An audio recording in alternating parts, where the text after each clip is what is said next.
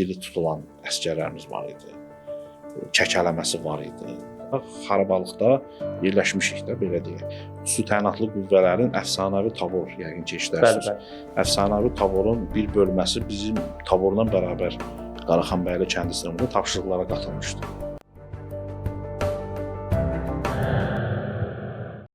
Əsgərlərin döyüş ruhu necə idi müharibədə? Onları motivasiya edən əsas güc nə idi? Belə cavab verim. Mən döyüşlər zamanı Vətən müharibəsində mən şəxsiyyətlə iş üzrə müavin vəzifəsində xidmət edirdim. Ümumiyyətlə biz döyüşlərdən əvvəl bizdə ictimai-siyasi hazırlıq, mədəni kütləvi tərbiyəvi iş saatı bu kimi bizdə dərslər şəxsiyyətlə keçirirdi. Onların da məqsədi şəxsi heyətdə belə deyək, ideoloji olaraq dövlətimizin tarixi ənənələri, qəhrəmanlıq nümunələri. Bilirsiniz ki, İkinci Dünya müharibəsində bizim qəhrəmanlarımız olubdu. Həzi Aslanov kimi, cənab general Həzi Aslanov kimi, general Şıxlinski kimi, general Mehmandarov kimi bir çoxlarını xatırlamaq olar. Onların keçdikləri döyüş yollarıdır.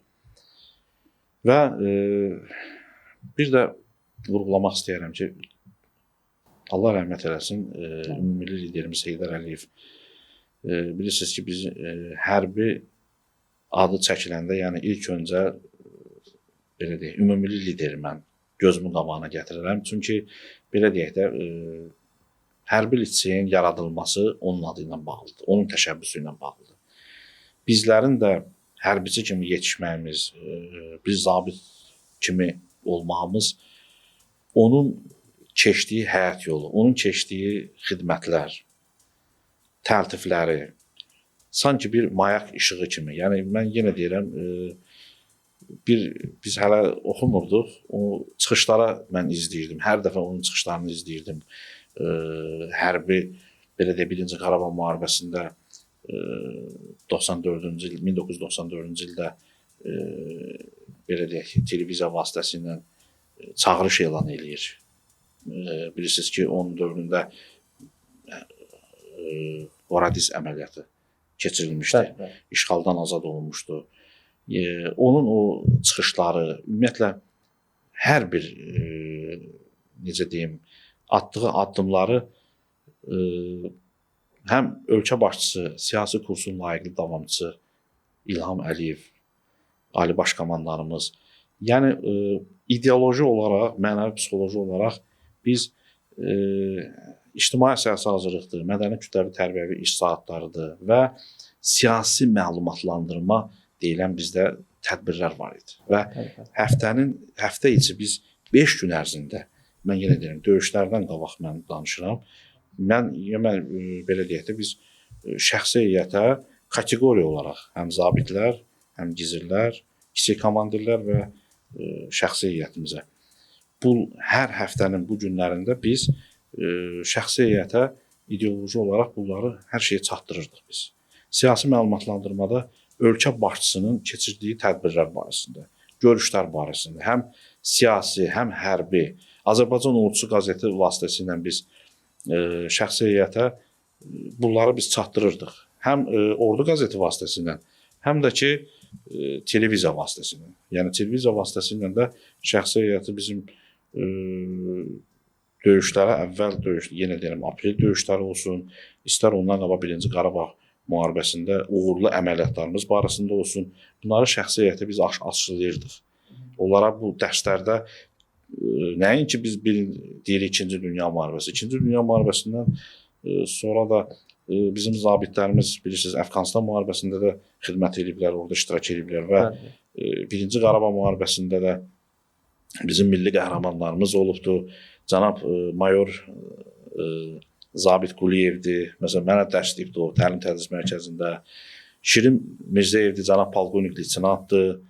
Bir çoxlarının, mən onları örnək olaraq biz onları görə-görə, biz onları, necə deyərlər, izləyə-izləyə, yəni bunları şəxsi heyətə biz çatdıra-çatdıra, yəni Yəni Azərbaycanın yetişdirdiyi necə deyim, dahi şəxsiyyətlər, qəhrəmanları biz bunlara çatdırırdıq və döyüş olaraq deyirsiniz motivasiya, Aha. döyüş olaraq inandırım sizə ki, şəxsi həyatda bir əhval-ruhiyyə var idi ki, yəni siz orada görsəz hamı gülürdü.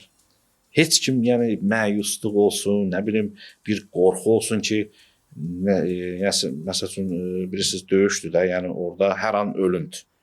Yəni hər dəqiqəsi, hər saniyəsi sənlə söhbət edirik bir saatdan, yarım saatdan sonra bilmirik ki, biz irəlilədikcə biz orada nələr gözləyir. Bəli. Və elə də həqiqətən də var idi. Amma sizə deyim ki, hər kəs üzü gülürdü, hər kəs çox belə deyək, bu günü gözləyirdi. Hər kəs öz torpağına getməkdən ötürü can atırmış. Bəli, bəli, çünki biz haqq savaşındaydıq. Cənab Ali Başkomandanımız da bunu düzgün vurğulayır. Biz öz torpağımızda vuruşuruq və öz torpağımızı azad edirik. Yəni kiminsə biz torpağına gözümüz yoxdur, kiminsə də ərazisində biz əməliyyatı keçirmirdik. Öz torpağımızda vuruşduq, qəhrəmancasına vuruşduq və həqiqətən də biz haqq savaşı olaraq biz bunu bu necə deyirlər tapşırığı əməliyyatı düzgün yerinə yetirdik. Yəni. Anar bəy, Vətən müharibəsində döyüşün ən ağır tərəfi nə idi? Fiziki yorğunluq, yoxsa mənəvi ağırlıq? Bir də istəyərdim ki, ən yadda qalan hekayəni bizlə bölüşəsiniz müharibə dövrlərindən, hərbi dövrlərinizdən. Valla çoxdur yadda qalan əlamətlər günlərimiz. Mən birini vurğulamaq istəyərəm. Deməli, təsəvvür gətirin ki, biz düşmənlə çox yaxın idik. Hətta bizim yanımızda, bax mən indi burada çıxış edirəm, indi yəqin ki, məni izləyənlər də biləcək, xüsusi təyinatlı qüvvələrin əfsanəvi tabor yəqin ki, işlərsiniz. Əfsanəvi taborun bir bölməsi bizim taborla bərabər Qaraxanbəyli kənd istiqamətində tapşırıqlara qatılmışdı. Biz də onlara qatıldıq, onlarla bərabər döyüş davam elədik. Yəni orada xüsusi təyinatlı qüvvələr də var idi orada. Allah cəmi şəhidlərə rəhmət eləsin, onlardan da yəni şəhidləri oldu. Bir şey vurğulamaq istəyirəm. Deməli, bir neçə gündür, demək olar, bəlkə də 2 gündür, 3 gündür ki, məlum məsələdir, biraz çətinlikdir, biraz yemək baxımından. Sursatımız hər şey qaydasında, problem yoxdur. Yəni, biraz belə deyək də, biraz yemək, içmək barədə biraz çətinliyimiz var. Amma o alovun, odun içində siz təsəvvürə gətirin ki, xüsusi təyinatlı qüvvələrin bir mənsubu kvadratsikl var, bu 4 təkərli. Üstü açıq, birisi də nə aynası var, nə bir şey, belə onu idarə edir. Arxasından yığıb nə qədər bizim üçün azuqələr, su, yemək, hər bir şey. Sadəcə olaraq onu biz topa şəklində olmaz axı, hamımız belə deyək də, 3-3, 5-5, belə deyək, ayrı-ayrılıqda, xarabalıqda yerləşmişik də, belə deyək. O da hər birimizə gətirib ayrı-ayrı çatdıra bilməz. Bu qeyri-mümkündür. Və hətta düşmən snayper də onu izləyir. Təsəvvürə gətirin ki, onun üzərinə neçə dəfə atəş açmışdı. Qismət Allahdan Allah saxlamışdı, ona dəyməmişdi. Bu gətirdi, ərzağı tökdü orada.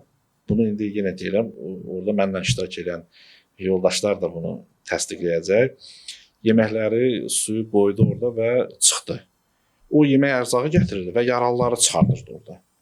Onun özü də o kvadratsikl idarə eləyən də xüsusi təyinatlı qüvvələrin mənsubu yaralı idi. Yaralı o yaralını çıxardırdı, aparırdı. Bizə boş qayıtmamaq üçün ərzağı da gətirirdi o bizə. Və ərzağı gətirib ora deməli qoyublar. İndi təsəvvür gətirin ki, indi bir anlıq bir sükutdur, sakitçilikdir. Biz baxırıq, hardasa bizdən bir 150 metr, 200 metr aralıdadır. Biz əlimiz çatmır da suya, yeməyə, nə bilim, hər hansı bir şeyə götürək. Və başladıq belə bir plan cızdıq ki, biz onu necə götürəcəyik. Hər qrupdan bir nəfər gedir ora çatır, orada yığır və tez bir zamanda da qayıdır, gəlir. İndi siz təsəvvür gətirin ki, xarabalığın içində başımızı qaldıra bilmirik. Addım-addım o snayper bizi izləyir. Yəni, moment, necə deyim, o şey axtarır ki, bizi vursun. Görüntü verən kimi vursun. Mən yanımdakı həmin bəy o adını vurğuladım. Allah rəhmət eləsin o əsgərimizə. İrapov İsmail. Bu əsgəri təyin elədim ki, daha doğrusu bu özü can atdı ki, mən gedəcəm. Yəni bilirsiniz də bu risklidir. Bəli. Əraziyə çıxır, təsəvvürünüzə gətirin, xarabalıqdan çıxır, gedir oradan o ərzağı bizim üçün götürür, bizə gətirir. Bundan qabaq mən ona qısa bir təlimat verdim ki, ziqzaqvari. Düz yox, ziqzaqvari qaçırsan, gedirsən və ərzağı götürüb gətirirsən. O qaydada da mənim həmin əsgərim, qəhrəman əsgərim o qaydada gedir, ora çatır. O inandırıb sizə ki, ora çatana qədər, bilirsiniz onun üstünə nə qədər güllə yağdırdılar. O əsgərin üzərinə. Düzdür, o həmin vaxt orada şəhid olmayıb. O bayaq danışdığım kimi bir neçə gün sonra döyüş şəraitində şəhid oldu. Ərzağı götürür, uzaqdan baxıram, ciblərinə qoyur, üst cibləri, yan cibləri, şalvarda cibləri və mən 3-ə kimi sayıram ki, yəni hazır ol. Mən qışqıranda ki, 3, sən artıq qayıdırsan. Yenə də düşmən snayperi onu güdür. Və 3 deyən kimi həmin əsgər o vəziyyətdə polunu, belə deyək, tam olaraq ərzaq üzərində su, elə qaça-qaça gəldi, yenə o başladılar ona atəş açmağa, gəldi, çatdı bizə. İndi siz təsəvvür gətirin, neçə günlərlə ağır şəraitdə, çətin şəraitdə, susuzluq, yemək yeməmişik, təsəvvür gətirin. Orada elə bir vəziyyət idi. Mən o mənzərəni o an heç vaxt unutmaram. Həm gülürdük, həm belə, nə bilim, yəni deyirdim ki, yox, o əziyyətə dəyər. O əziyyətə dəyər. Çünki belə deyək də, necə deyim, yəni unutmarıq da, o günləri unutmarım. Yəni o əziyyətə həqiqətən də dəyər. Onu başladıq orada yedik, suyumuzu içdik. Biraz sandı ki, biraz da özümüzdə canlanma yarandı, biraz həvəs yarandı. İsmailə də belə baxdım, Allah rəhmət eləsin. Biraz da bizim dildə biraz çətinlik çəkirdi o əsgərimiz danışmağa. İngilo idi. Danışırdı, bizimlə normal danışır. Sadəcə biraz danışığı, biraz ləhcə baxımdan biraz fərqli idi. Yanımdan çıxmaz onun hərəkətləri. Onun valideynlərlə də danışmışam bunu. Allah rəhmət eləsin. Nə bilim, bir çox şeylər var. Bəli. Mən anladığım qədər fiziki yorğunluğu bu kimi hadisələrlə unutdururdu sizə həmən gün. Bəli. Mən bir şey də deyim ki, biz gecə saatlarını, mən sırf döyüş əməliyyatından, bax döyüşdən sizə danışıram ki, gecə saatlarında düşmən biraz ara verirdi. Gecə vaxtı ümumiyyətlə az olurdu ki, yəni belə deyək, atışmaq, belə deyək, o saatlarda istər-istəməz 30 dəqiqə də olsa, 20 dəqiqə də olsa, hətta 1 saat da olsa, təbii ki 2-dən sonra. Amma aram atırdı bizə. Aram atır. Yenə də biz o, necə deyim, hazırlaşmaq, o, necə deyim, gecədən tapşırıqların yerinə yetirilməsi üçün komandirlərin rabitə vasitələrinin danışıqları, bunlar öz yerində. Mən hətta onlara yerindəcə orada, təbii ki də, ayaq üstə, diz üstə, çökmüş vəziyyətdə də olsa, 30 dəqiqə də olsa, 20 dəqiqə də olsa, o göz, necə deyim, yorğunluğunu onlara mən eləyirdim. Bilirsiniz, bir çətin bu prosesdir bu. Yenə deyirəm, döyüş kimlərəsə kənardan baxmağa, o deyir, döyüş qıraqdan baxana asan gəlir. Onun içində olmaq lazımdır. Yəni, belə deyək, biz təlim keçmiş insanlarıq, yəni hərbi qulluqçularıq. Biz, təbii ki, bizim üçün yuxusuzluq adi bir şeydir. Amma mən yenə də o çətin şəraitdə onlara 20 dəqiqə də olsa, 30 dəqiqə də olsa onlara öz qrupumda onlara yuxu saatı mən verirdim ki, ən azından yuxusuz qalmasınlar onlar. Bəli, əsl komandir əsgərinin, zabitinin, gizlinin yanında olan komandirdir. Bəli. Mən sizə fərqli bir sual vermək istəyirəm. Müharibə sizcə insanın düşüncələrini dəyişirmi? Geridə qalan həyatına necə təsir göstərir? Çox təsir edir həqiqətən də. Belə deyək də, orada mənim gördüyüm bir şeyi bir danışmaq istəyirəm. Əvvəl suala cavab verməmişdən qabaq. Deməli, düşmən Minatan bölməsi bizi atəş altında saxlayıb. Təsəvvürə gətirin ki, gün orta saatlarından bir yerə girmişik. Onlar təqribən gündüz saatları 14:00, 15:00-dan düz hava qaralana qədər. Bəlkə də sizə deyim 4 saat elə bir yerə daxil olmuşuq, girmişik ki, mən qrupumla, şəxsi heyətimlə, əsgərimlə bərabər. İnandırım sizə ki, biz oradan çıxa bilmirik.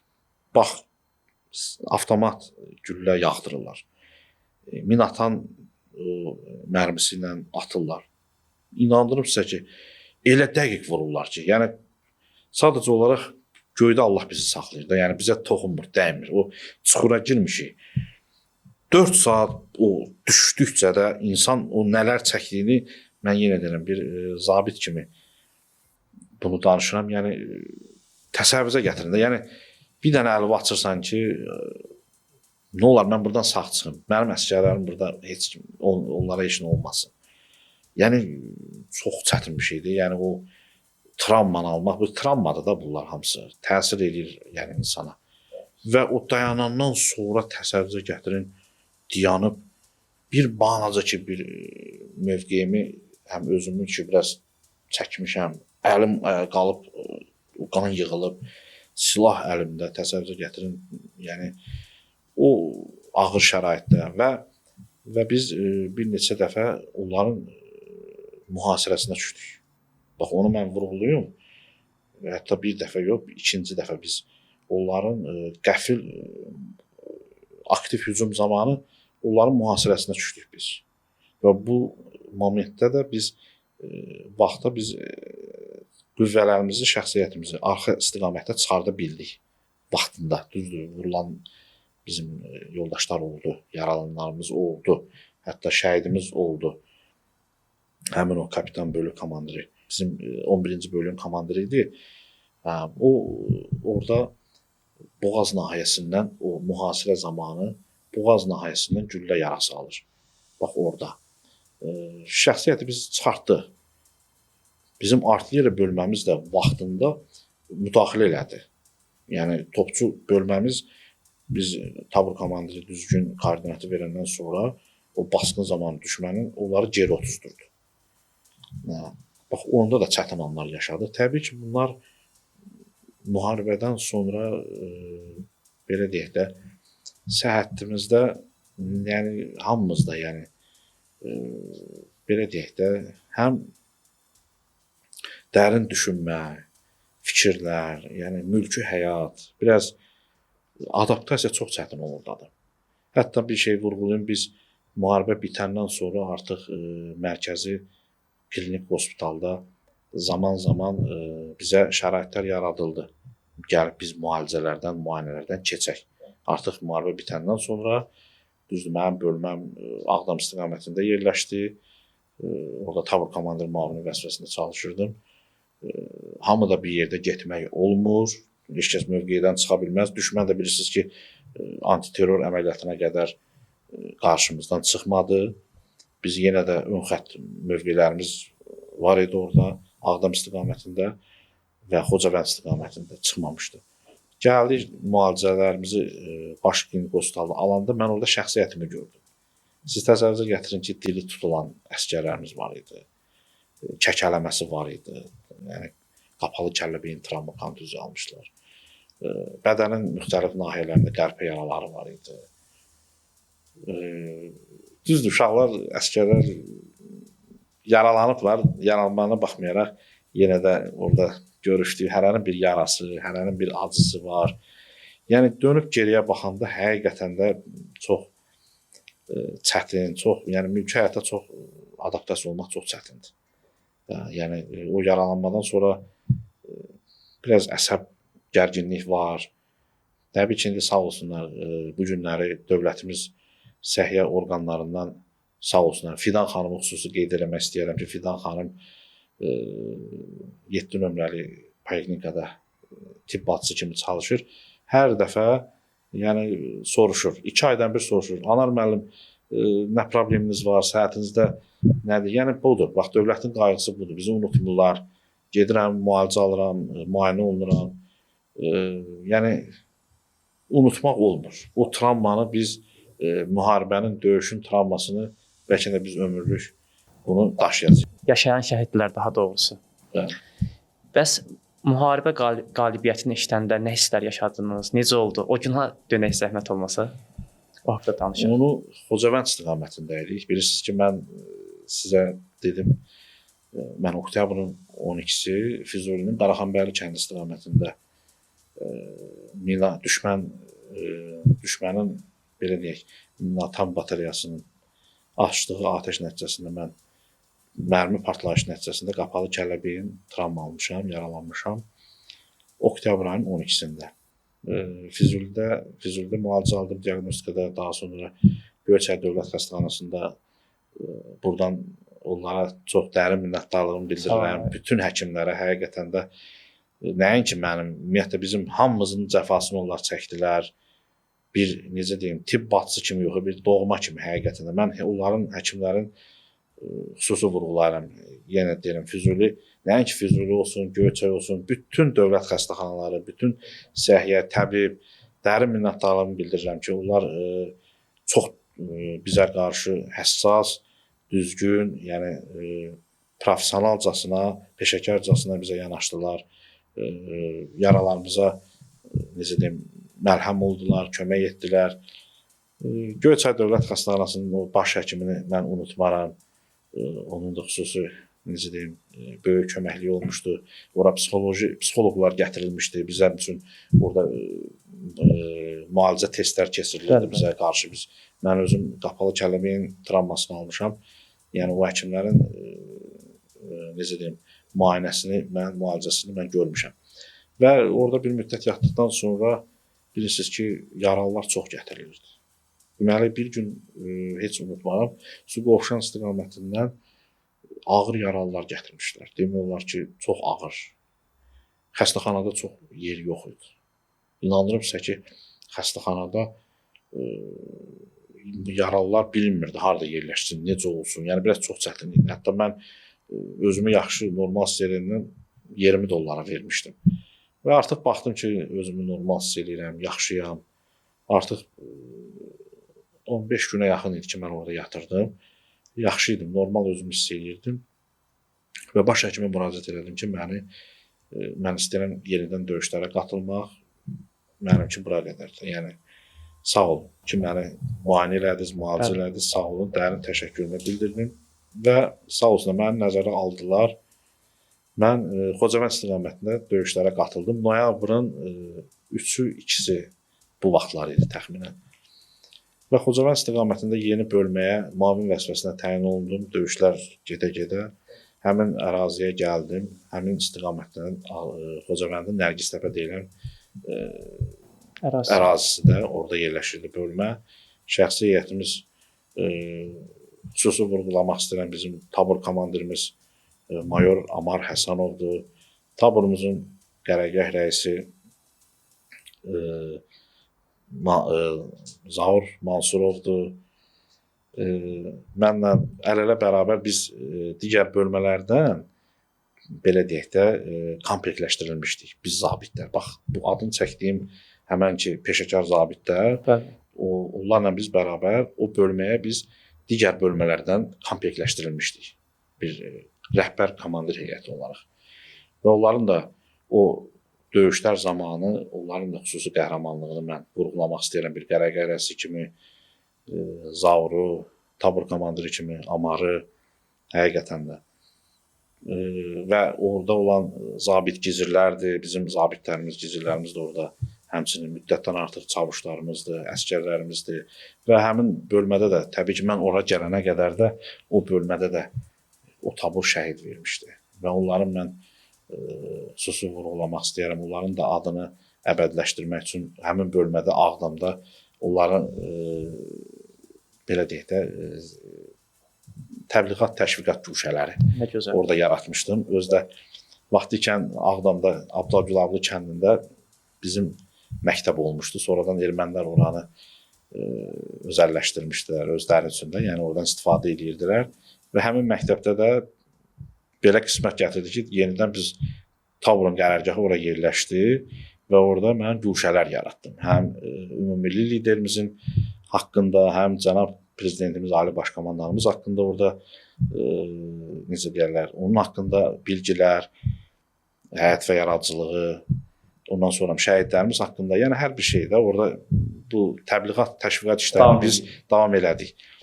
Yəni o tabura mən qayıtdım və belə deyək, ölkə başçımız elan eləyər ki, Şuşa artıq azad olunur. Və bilirsiniz ki, Şuşa azad olunandan sonra 8-ci günü artıq düşmən belə deyək, kapitulyasiya aktını çəkməyə artıq bilirsiniz ki, məcbur olur. Və necə oldu? Biz gecə belə deyək, əməliyyata biz hazırlaşırdıq, tapşırığa. Adi bir günlərdəndir, döyüş günüdür, rabitə əlimizdədir. Təxminən olardı saat 11-12 radələri idi. Gec idi və belə deyək, yuxarı komandanlıqdan artıq bir yox, bəlkə sizə deyim ki, bir neçə dəfə dedi ki, əmr formasında atəşi dayandırın.